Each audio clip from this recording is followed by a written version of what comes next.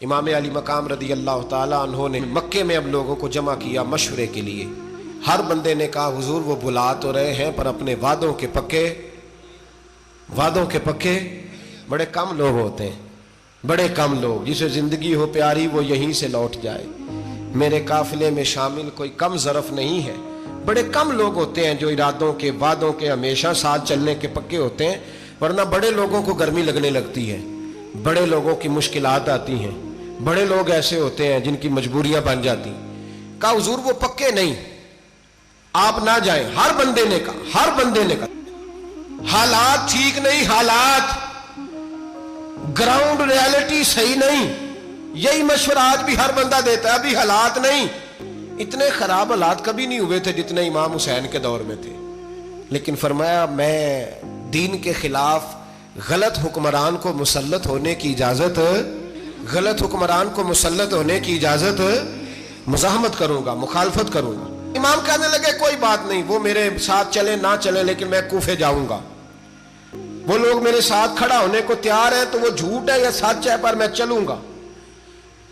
جب امام علی مقام نے اصرار فرمایا تو جو آپ کے قریبی صحابہ کرام کی اولادیں تھی ساری، یہ بھی اب بیماری ہے، کچھ لوگ کہتے ہیں جی صحابہ نہیں ساتھ چلے، تو میں کہتا ہوں اہل بیت نبوت کے تو کل افراد 21 تھے، تو 72 میں باقی اولادیں کس کی تھی؟ وہ ساری صحابہ کی اولادیں تھیں، وہ سارے۔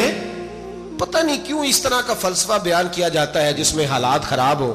حضرت سیدنا امام علی مقام کو جب بہت زیادہ کہا گیا نا تو امام حسین رضی اللہ تعالیٰ عنہ نے فرمایا چلو میں ایک کام کرتا ہوں، مسلم بن عقیل کو بھیجتا ہوں۔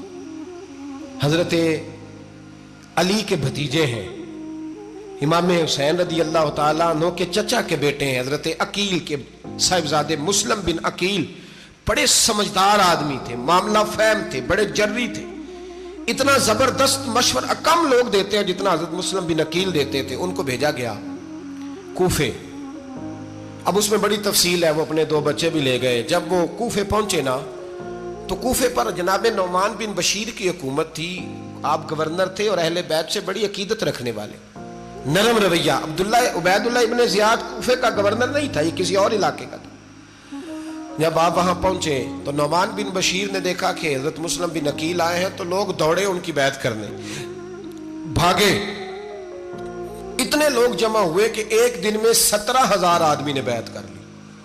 تو تم پتہ ہے نا جڑا الیکشن لڑتا ہوتا ہے راتی جیت کے سوندا ہے، وہ فاتح ہوتا ہے، ہر روز جیتتا ہے، پتہ اسی دن چلتا ہے جس دن الیکشن کا ریزلٹ اناؤنس ہوتا ہے۔ 17,000 آدمی ایک دن آیا۔ اب وہ جو امام مسلم بن عقیل کے وہاں نعرے لگانے والے تھے کہنے لگے حضور یہ پہلے دن کی کارکردگی ہے، 2-4 دن میں دیکھیے کیا ہوتا ہے۔ 2-4 دن میں کیا ہوا؟ 40,000 آدمی نے بیعت کر لی۔ اب وہ 40,000 بندہ تیار ہو گیا۔ ادھر سے جو یزید کے وفادار تھے انہوں نے خط لکھا یزید کو کہ تو نے بڑا نرم آدمی گورنر بنایا ہے اور 40,000 بندہ چلا گیا حسین کی طرف، اگر ایک دن مسلم بن عقیل اور رہے تو جو تمہارا گورنر بیٹھے ہیں نا جناب نعمان بن بشیر، ان کو گورنر ہاؤس سے نکال کے مسلم بن عقیل قبضہ کر لیں گے، تو چپ کر کے بیٹھا ہے۔ یزید بڑا تیز تھا، اس نے ایک آدمی گھوڑے پہ دوڑایا۔ عبید اللہ ابن زیاد ایک اور علاقے کا گورنر تھا پر بڑا ظالم سا بدماش تھا، بڑا سخت گیر آدمی تھا۔ اس کو کہا کہ تو پہلے ایک صوبے کا گورنر ہے، جا تجھے دوسرا صوبہ بھی دیا۔ اس طرح کار فوری طور پہ کوفے پہنچ اور جا کے مسلم بن عقیل کو گرفتار کر، جو آدمی ان کا ساتھ پھر بھی دے اسے قتل کر دے۔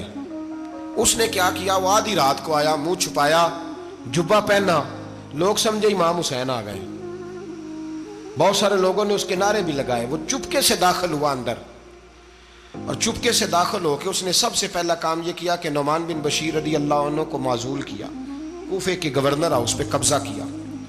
پھر اس نے اسی وقت سوئے ہوئے سرکردہ لوگ، جس طرح ایک گاؤں کا چودھری دوسرے کا محلے میں قبیلوں کے جو لوگ تھے چودھریوں کو بلایا، کچھ کو سزائیں دیں، کچھ کو سخت کہا، کچھ کو ان کے عیب گنوائے کہ وہ تمہارا فلانا مسئلہ پھر خراب کر دوں گا، بلیک میل کیا۔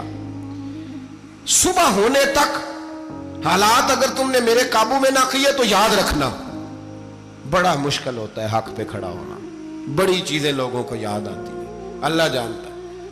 پہلے کچھ ہوتا ہے، بعد میں معاملہ کچھ ہوتا ہے۔ حضرت مسلم بن عقیل کے ساتھ جس دن عبید اللہ ابن زیاد آیا 40,000 کا لشکر تھا. اگلے دن صبح ہوئی، اگلے دن تو یہ حال ہو گیا کہ آپ جب کوفے کی جامع مسجد میں ظہر کی نماز کے لیے گئے تو 5-7 ہزار آدمی نماز پڑھنے آیا، اور جب مغرب کا وقت آیا تو لوگوں نے چند ہزار لوگ رہ گئے، نماز کی نیت باندھی. ایک مسئلہ بھی سمجھ میں آئے گا. لوگوں نے نماز کی نیت باندھی تو حضرت مسلم بن عقیل امامت کر رہے ہیں، ہاتھ باندھے ہوئے ہیں، تو بہت سارے لوگوں نے پیچھے ہاتھ چھوڑ دیے. ایک بندے نے دوسرے سے پوچھا وہ ہاتھ کیوں نہیں باندھتے؟ کہنے لگے اگر عبید اللہ ابن زیاد کے کسی بندے نے دیکھ لیا نا تو ہم اسے کہیں گے ہم تو نماز پڑھ ہی نہیں رہے تھے، ویسے ہی کھڑے تھے، ہاتھ ہی نہیں باندھے سرے سے.